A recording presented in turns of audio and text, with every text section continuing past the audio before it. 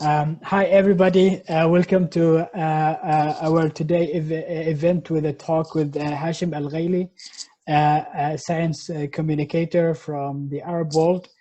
Hashem Al-Ghaili is pretty famous right now for being one of the most influential science communicator in the world for his Facebook page, but also for his film production and his science communication in different media. Hashem comes from Yemen, and he studied biotechnology and then studied for a master's in molecular life science at the Jacobs Bremen University.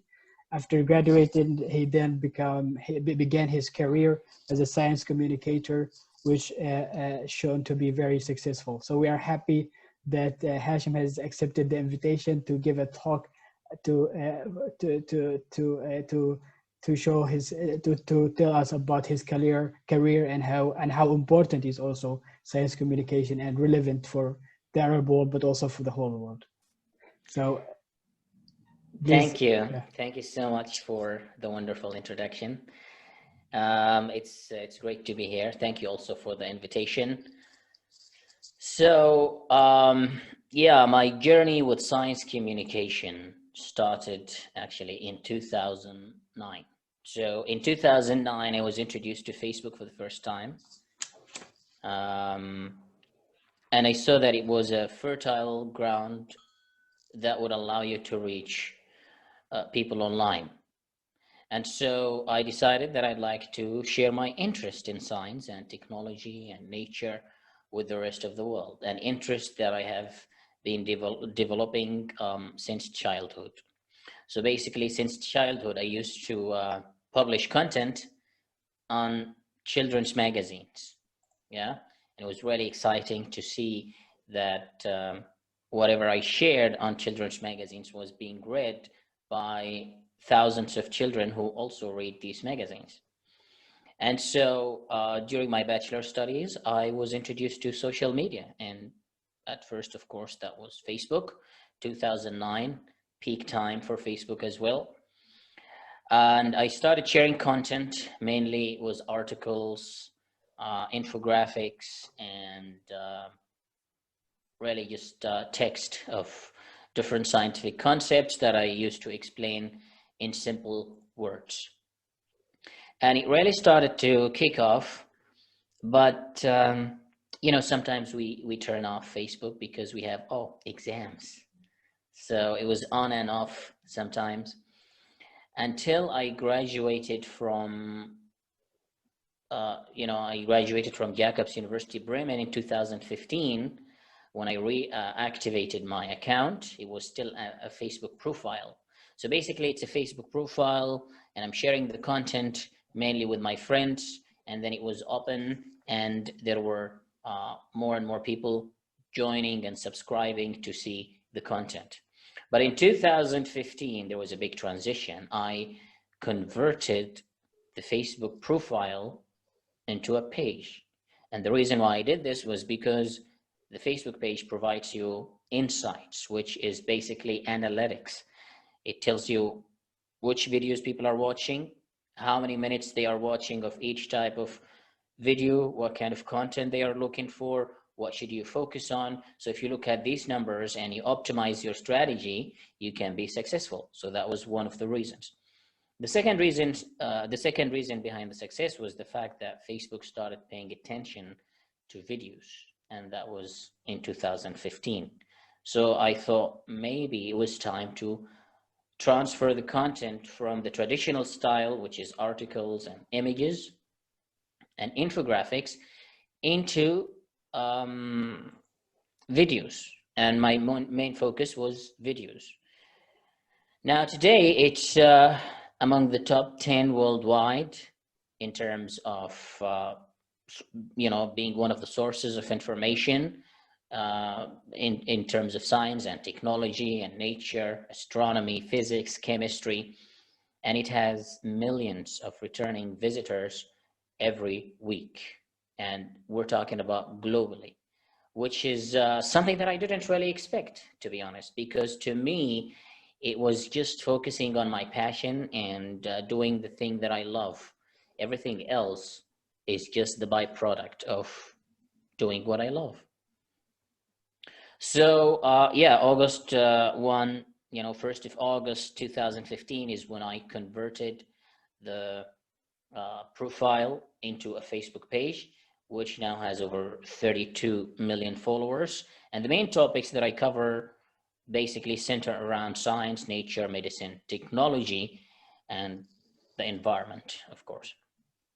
The idea is very simple. Being a science communicator, it's just finding the right pieces of information that you want to share, which exist in authentic sources, in this case, scientific papers, which are published by researchers. And these, we call them primary sources of information.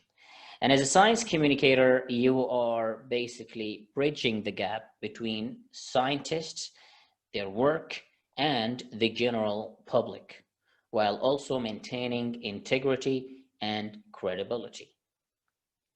We live in the world where social media allows people to express what they want, to deliver any piece of information. So if we do not maintain integrity and credibility, then we'd be spreading misinformation. So it's important to me that I look into the source of information, make sure that it's authentic, also analyze the data, and from time to time, discuss these data with other scientists before publishing content, so that we'll make sure that when millions of people see a video or see any piece of information, that it's coming from a credible source and they can share it, of course, while still questioning it.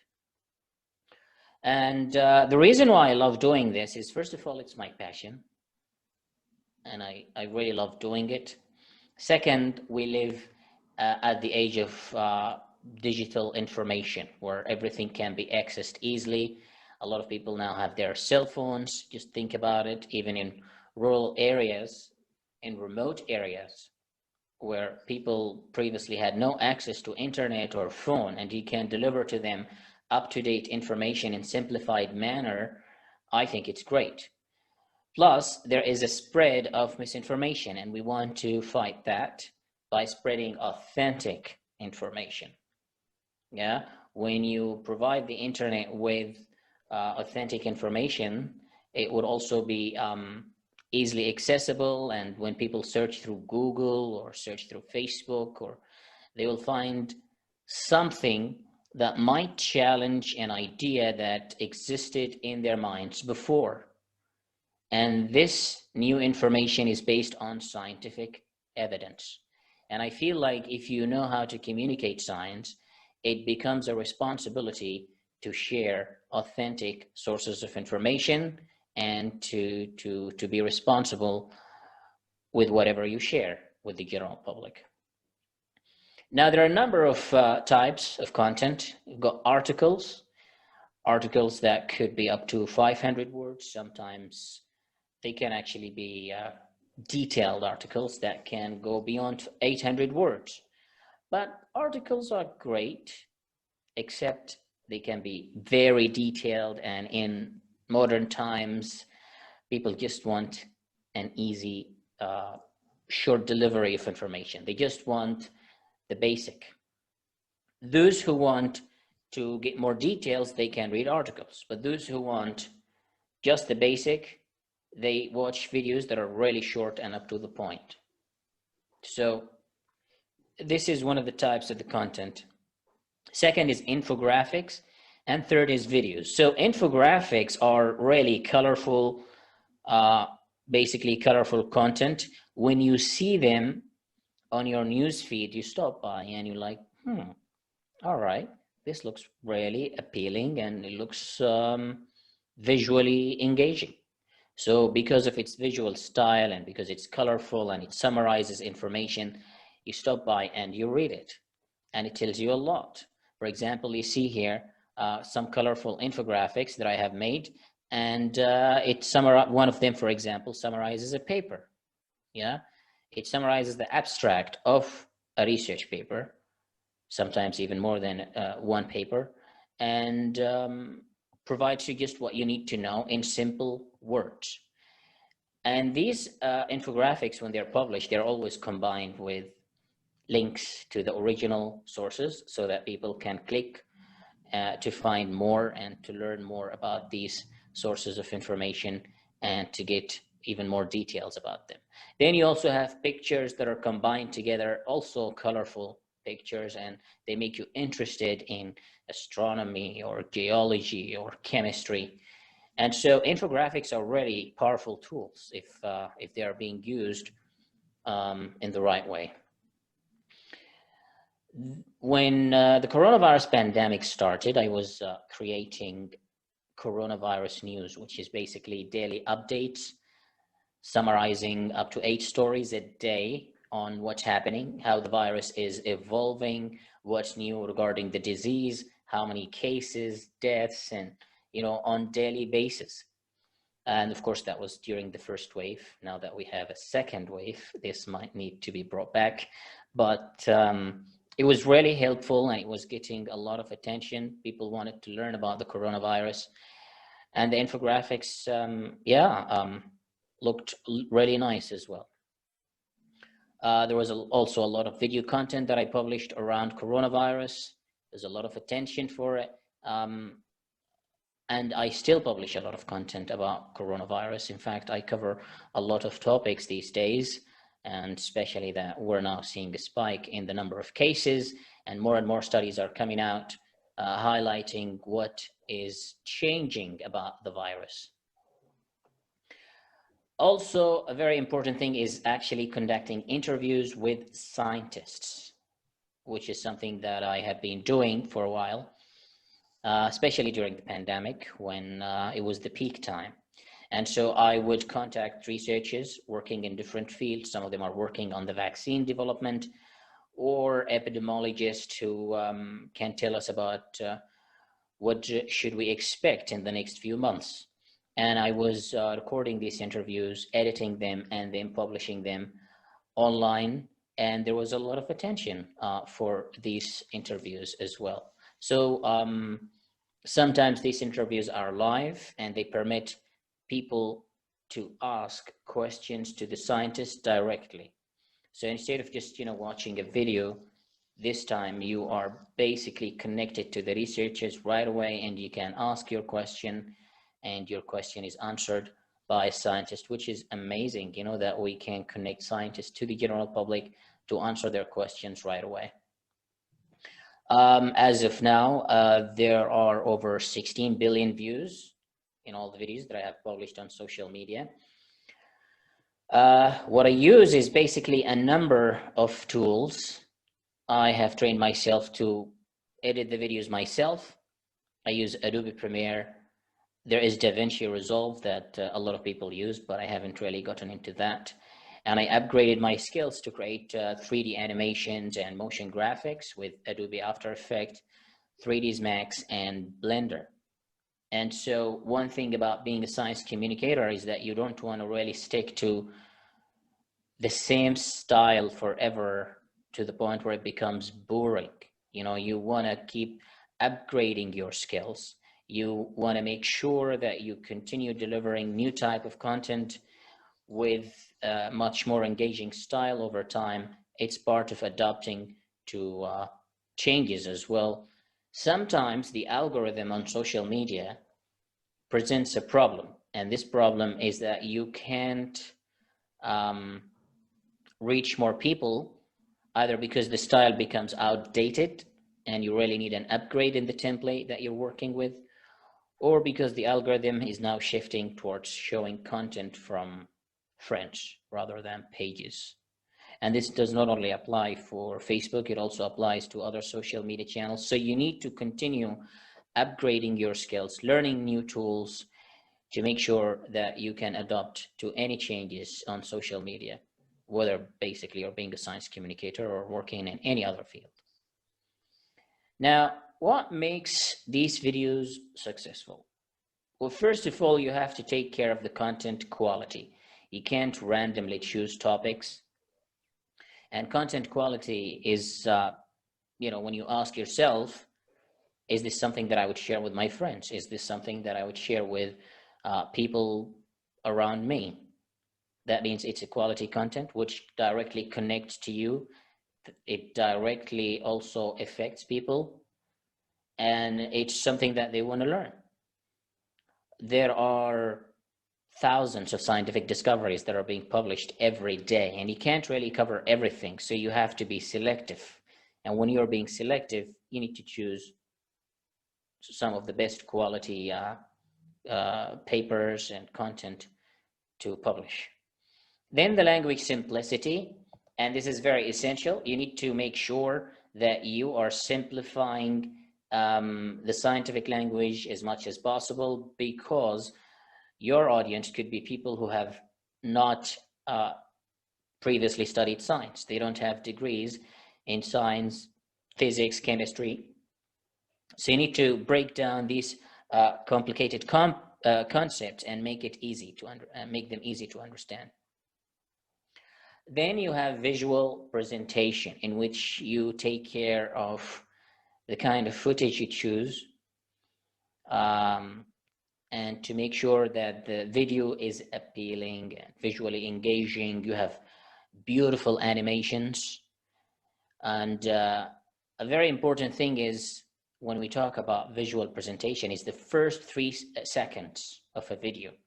Because if the first 3 seconds of a video are engaging, then you will have a video which will basically get more attention, because within a few seconds people will decide whether they want to continue watching a video or not. So when you're communicating any scientific idea, you also need to combine it with excellent visual presentation. And finally, you also have the length of the video. Videos can be of different lengths. It depends on which platform you are publishing it. Younger people, for example, they need videos that are short, straight to the point, something 60 seconds long. As you can see on TikTok, why it's successful, it's mostly used by younger people, is because you know, they just want something fast. And then you have Facebook. You could have a video length, or YouTube, you could have a video length up to 5 minutes, say 3 minutes to 5 minutes, where you can tell more details. Or if you want to publish a documentary, but that could be like really long. And problem with documentaries most of the time is that it's a simple idea that is being stretched. Yeah, as a science communicator, you can avoid that problem by putting the most important details and by making the video a little bit condensed with details. And instead of having one idea and you stretch it in a documentary that is, say, 45 minutes long. So if someone takes care of these elements, all of these factors, then they can have a very successful video that would be watched by millions of people. And a very important thing is partnerships. So let's say you're communicating something related to physics, yeah, or biology. Then it would help to reach out to people who are also communicating biology or physics, and to collaborate with them to create content together, or to reshare their content and they reshare yours. And this way you can reach a new audience, and you can also transfer some of their audience to your own channels. So partnerships are also important. And so these are, this is my journey with science communication. One thing I would like to mention is in this journey, at some point, I was doing my PhD, actually. And after 3 months, I left the PhD to focus on science communication, because I realized that I could do more with science communication. And it has worked, and it is successful. I'm very happy to say that. In fact, it's beyond what I have thought it would be. And it makes me glad that I can transfer this kind of experience to others. So thank you for giving me this opportunity to do this. I can't hear you. I think you are, you still muted your mic. Thank you, Hashem, for this nice talk. And we are now open for any questions. Anybody can write in the chat or unmute him or herself. So I would begin with a question about you personally. What actually inspired you to become a science communicator? Is it actually that you found you are more able to be science communicator than you do with science? Or do you think there were like nobody had done that quite with that quite of magnitude of reaching people like you did with your Facebook page? It's really a combination of different factors. First of all, it's really a passion. I love doing it. I was into graphics and graphics design, video editing, and I was interested in science. So at some point I thought, why not combine these two things together and use social media in my skills in infographics, my ability to reach scientific content and publish scientific content in a new way. And then I also I enjoy science in general. I mean, I love reading about it, and I love sharing the information that I read as well. And most importantly is you realize that what can you do more? I mean, let's say I'm doing my PhD. Yeah, if I'm doing my PhD, that means I will be working in the lab most of the time, where I'll be confined to a small space, working just on my project. Yeah, eventually you get a paper, few papers, great. Yeah, if you're into that, and I was into that. But then I realized that with science communication, I could actually do more. I could cover more research. I could learn new things every day by myself, and I could reach millions of people, which will be impactful. I mean, science is great to do and to do it in the lab, but also you need to communicate that type of science. If it just remains a piece of information on a scientific paper that nobody heard about it, then what's the point? And I think that the world lacks enough science communicators. We need more science communicators. And I just hope that someday we will see a booming environment for science communicators to come out and to help battle the spread of misinformation. I mean, if you have seen during this pandemic, if there's only one thing that it revealed, it is that misinformation still got a huge audience, and that's really dangerous. So we need more science communicators. Absolutely.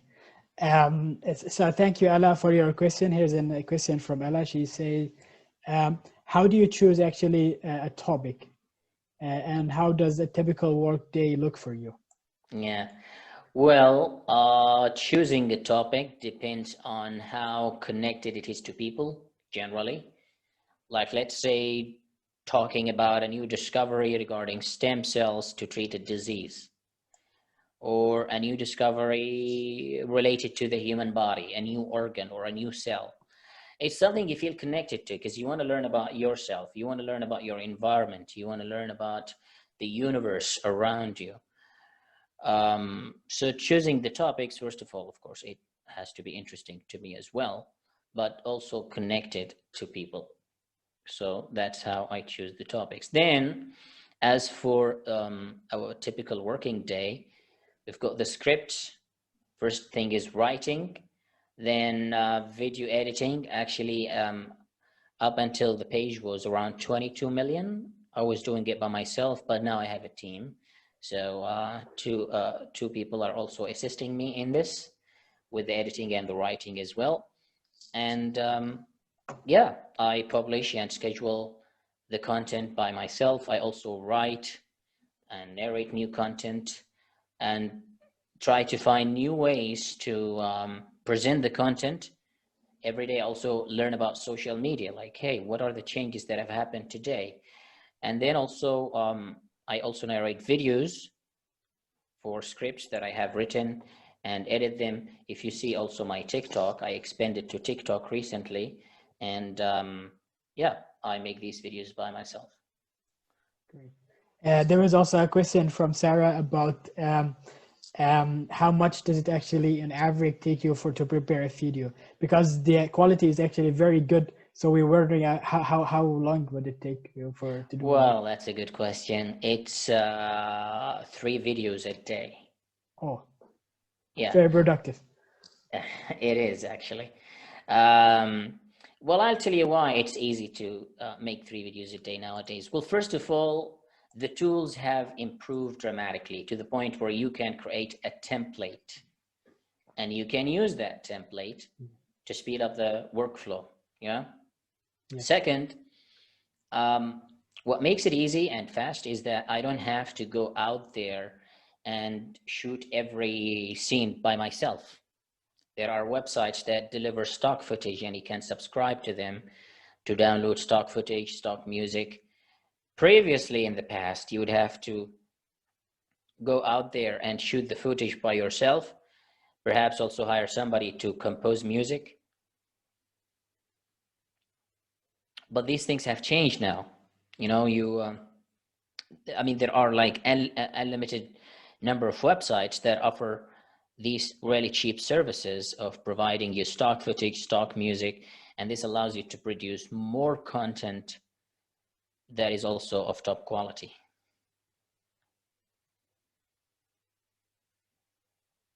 I can't hear you actually.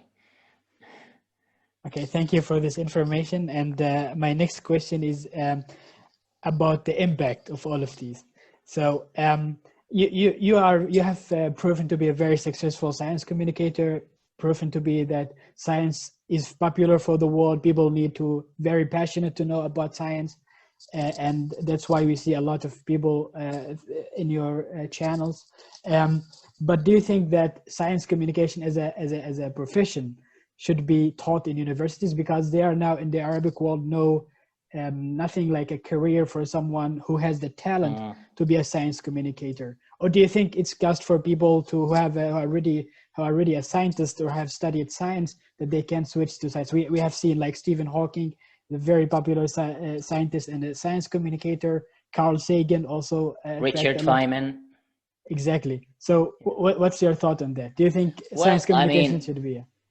Well, it's not really limited, yeah, but it makes sense that if you have a science degree, that you also become a science communicator, yeah, because you can understand a paper, you can analyze it, and you can critique it. You know, you can criticize it if there is some information that could have been presented differently. But I agree that universities should add courses to teach science communication, and I think it's becoming a course in different universities now, but not in the Middle East. There hasn't been a lot of attention because generally people are asking, what's the scope? What am I going to do once I have a degree in science communication? Am I just going to be wandering around on social media? How am I going to make money? Yeah, there aren't companies that are hiring science communicators in the Middle East. So there isn't a huge market in the Middle East for science communicators, even though there is still a need for science communicators, because we need to translate the content from English into Arabic, and science communicators can be basically the mean to help us do that. But well, let's just hope that universities in the Middle East will realize the importance of science communication and start creating courses that center around this field. Yeah, that would be great. I have a question about the content of what you have been popularizing. So there are actually, it seems to me that the pattern is more about technologies or about like scientific breakthroughs that are to enable like better treatment or better understanding of biology or stuff like that. But maybe I'm mistaken, but I mean, do you also focus on fundamental science, like fundamental physics, the breakthroughs in fundamental physics?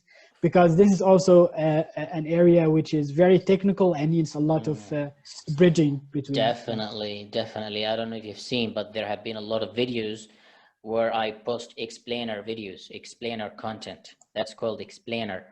Let's say, for example, you're saying, hey, here's the history of black holes. Yeah, it's not about breakthroughs. It's the history, how they were discovered first, how, you know, a series of events. Or here is how the lungs work. Here is how the liver works. Yeah. I do post a lot of explainer videos, actually. Hundreds of explainer videos have been published so far. It's really not just about discoveries. And I think explainer videos are very important to explain the fundamentals, just as you said. And they do get a lot of attention as well. In fact, sometimes more than the news about breakthroughs and new discoveries. So it's one of the main priorities for my content as well. Yes. Do you think science communication in Arabic would be an easy task? Like, I mean, one needs always, of course, to translate from English, because the leading scientific papers or leading scientists are communicating with English. So what would be like if you imagine the challenges, or how it would be if one has to become a kind of career as a science communicator as you in Arabic, addressing the Arab world? It's a challenge, actually. It's a challenge. I tried to translate my content into Arabic by myself. Yeah, I created a team for that, and I noticed that the engagement wasn't as was hoping to be. Yeah, I hope for something better, more numbers, more people to come, because it takes a lot of effort to translate content and to publish again. Yeah, it is a challenge. But if you really want to make it, you might have to drift away from the main mission, because, you know, the resistance to science that we still have in the Middle East, that's a challenge that one has to overcome to be a science communicator and a successful one in the Middle East. Do you really want to drift away from the mission by satisfying the audience? I don't see that as something that I would want to do. But if someone wants to do that, sure.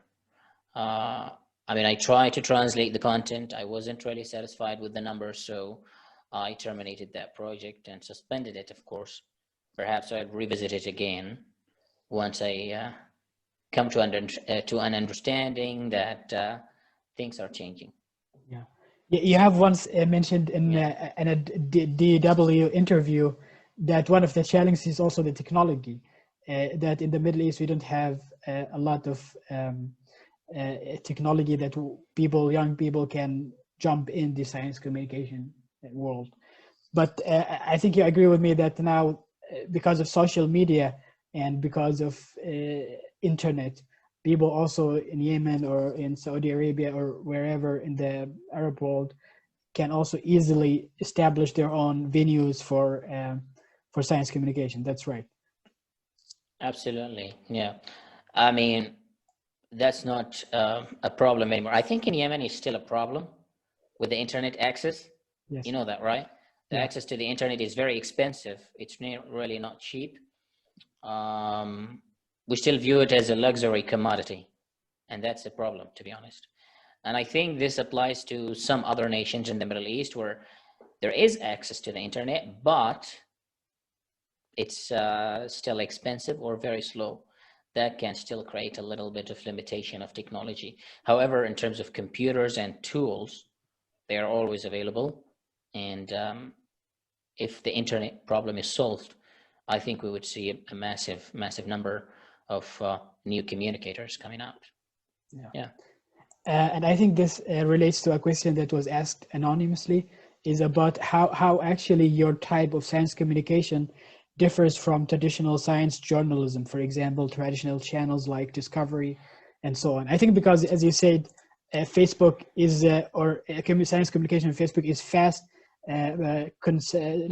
very short, and people like to have fast information. Exactly. Yes. You have already answered that question. So basically, you look at the Discovery Channel documentary and it's what? 45 minutes to 50 minutes long. Yeah. That's a lot. You know, you're sitting through that. And most of it is suspense. Yeah. It's suspense and music. There isn't talk. And it's a simple idea being stretched, right? And you're sitting through all of that. If you notice, a lot of documentaries from History Channel, Discovery Channel, Science Channel, BBC sometimes, they are re-uploaded on YouTube and they don't get a lot of views. Meanwhile, videos that are short and they are on the same subject, they have more views. Why? Because they are short, they tell more in a short time, and they are digestible. Yeah, sometimes extreme sophistication in production value is not, you know, the only thing that. I mean, practical question about how actually. So there are a lot of breakthroughs, especially now, as you mentioned. What's more relevant is the COVID pandemic, and how people get to have correct information about that, but generally also about science, breakthroughs in science. So if there is like a breakthrough in some journal, I mean, in science we have like different journals have different impact factors. So when you come to a news or you see a breakthrough, how you choose if you are this like paper is like trustworthy? Should I transfer the information before it's like, I mean, or you choose like specific journals that are top? Well, I mean, in the end, it's about the institution and the scientist who conducted the study as well. Yeah. For example, let's see in the COVID situation, you have journals that are publishing preprints. A preprint is something that hasn't been officially peer-reviewed and published. However, it's still of a valuable, you know, it's still important to know. And there are a lot of new information coming about COVID. They could be published on Nature journal with a high impact factor, or Science journal, which means it would take a long time for the review process to take place. Or they could be published on a preprint, yeah, journal, which doesn't have a high impact factor, but it's still important. Yeah. Why? Because it's coming from an authentic source of information. For example, Cambridge University, you know, they publish, say, in a preprint. Yeah. And you take that because the institution that published it is a trustworthy source. It's not really about the impact factor. You also still have to check the people behind the publication and which institution is also publishing it. But the impact factor, honestly, doesn't play a major role. Of course, there are journals that publish whatever they get. In the end, you still have to read the data and you have to question things. Even if a journal has a high impact factor and it accepted a paper, there have been papers that have been retracted in high quality journals because the data were flawed. So just because it's a high impact factor journal doesn't mean it's by default accepted as an authentic source. It's important to question things. That's great. I think it's also like part of the spirit of science communication, also to question findings. Exactly. So here's a question from Sarah. Coming from the Middle East and having certain taboos about certain topics, do you ever experience any difficulty or controversy talking about any topics? Of course. Yeah. And what would these be? Yes. Yeah. Evolution, for example. Yeah. People have a wrong misunderstanding of evolution, and then they see a video that I publish about evolution and they're like, oh man, what a disappointment. I thought that you would not promote stuff like this. Or the origin of the universe, you know, the Big Bang. It's just difficult. And this is, by the way, one of the reasons it's tough to be a science communicator to an audience from the Middle East. It's a very challenging environment. Yeah, you would be accused of blasphemy, to be honest, and you would receive a lot of messages that would contain, well, inappropriate stuff or threats, and it just happens from time to time. Even though my audience is English, you know, mainly English speaking world, there are still people from the Middle East who also follow and they understand English, and they do challenge a lot of the ideas that are already proven by science. But I think you don't have this problem like much, because your audience is actually world audience. So I think you have not a big portion from there abroad, right? Sure, but even international audience has opposed these kinds of ideas. Yeah, I mean, there are people from the international audience who are not also from the Middle East, and they disapprove of evolution or the Big Bang or any other scientific ideas, or vaccination, or that climate change is a real threat. Yeah, or COVID-19 is a real problem and that we need to take it seriously. So this is a common problem, actually. It's really not just limited to the Middle East. Yeah. Exactly. Okay, so let's move now to you have also made a significant step, that you also began to do movies, like film production. So and there was a movie released called Simulation, that was 2019, right? And it speaks about the idea, which was a philosophical idea. It was also like an idea that was popularized also by the Matrix, but it was not like shown in as a scientific as a sci-fi movie in that sense. So how was your first experience as a film producer? I mean, was it hard to jump from science communication to do like real-time science production or be a director?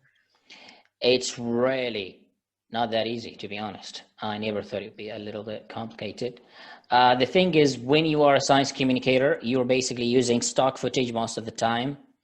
Yeah, you're not going out there and shooting footage, and you're not responsible for hiring actors and companies that take care of the visual effects from scratch. Yeah, and all of that. But it was really a very exciting experience. It introduced me to the filmmaking world, something that I would want to pursue and do more in the future. I mean, I was really working on new projects, but unfortunately COVID came, and you really don't want to squeeze a crew of filmmakers, from sound guy, camera assistant, camera operator, and all these people, makeup artist, actors, in a small location during COVID. Yeah, but I had other plans to create more films. Unfortunately, COVID came. However, the transition is very different. It's a bit complicated. You get used to it after some time, and you find that it's very entertaining, actually. Yeah. So you plan to do in the coming future more movies, right? Absolutely. Yeah. Especially when it's like safer to put a group of people in a small location. Yeah. That'll be great. And what are more other projects do you have, like, besides? So I would like to start writing books. Yeah. So that's my next plan, is to write books. I want to start writing sci-fi novels. There are ideas for movies that I can't really produce because they would be expensive, but I want to use my imagination and turn them into stories, because when you write, you're only limited by your imagination without the need for visual effects and all the massive crew. So writing books is one of the things that I'd like to start with. Yeah, and I'm working on a new project for a sci-fi novel. So let's see how that goes. At the same time, also learning visual effects, because I noticed that when I did the simulation is that visual effects are really expensive. And that's one of the reasons why, you get limited to how many shots with visual effects you can add. And this hinders the story. So you want to use it as a way to advance the story and to complement the story. However, you don't want to pay a lot of money for it. So I'm learning visual effects, 3D animations, compositing, and simulations. I mean, all the simulations that you can create, these 3D simulations. And I'd like to use that in my feature films as well. And also my videos. I think I have published recently a few videos on Facebook where I have demonstrated my new skills in filmmaking and visual effects. I don't know if you've seen them. It's a documentary style, short ones. They actually contain animations that I have created from scratch. And yeah, I would also like to upgrade the content style using the new skills that I'm developing right now. Yeah, that would be great. Yeah, I think, yeah. I think like effects and how one does the simulation is like a big world where one can. It is, benefit and it's really, really exciting. Exactly. It's so much fun. Yeah. Can you- Time-consuming, but it's fun. Yeah. Can you imagine Carl Sagan now with all his with all these effects and technology? That would be like Carl Sagan was irreplaceable. Yeah. Yeah. I mean, Cosmos, which he hosted, still resonates across space and time. Yeah. If he was still around, and a remake of that Cosmos with him being the host as well, still, that would be memorable. Yeah. And more inspiring. Yeah. That's why we need more Carl Sagan, so to speak, like people who. Exactly. Yeah. We need more science communicators. Yes. And Sarah says if one wants to start in science communication in general, what would one be, like? What do you recommend one starts with? Well, first start with learning writing, how to simplify complex pieces of information and break them into simple words. Yeah. Once you know how to master this skill, you could also include a new skill in which you can make simple infographics with Photoshop. Yeah, easy. You create a template, you can easily edit it anytime you want. And that's how you start. When you know how to summarize information and present them visually to the audience, then you are already there. So that's how you can start. That's how I started myself as well. As I said, in my beginning, I was, in the beginning of my career as a science communicator, I was mainly publishing images, yeah, containing information. Yeah. Great, thank you. Are there any questions? I think we are done with all the questions. So it's really very nice to have you, Hashem, and it was really nice to speak to a science communicator that's world known around the world and come from the Arab world. It was great that we have such science communicator from the Arab world to show a better picture about our world, that we are also interested in science and that we have also talent to do science communication. And we hope also for more projects, and we are looking forward for the book especially. That would be great to also have. Thank you so much, and thank you for inviting me to be part of your series. Yeah, that was a pleasure for us.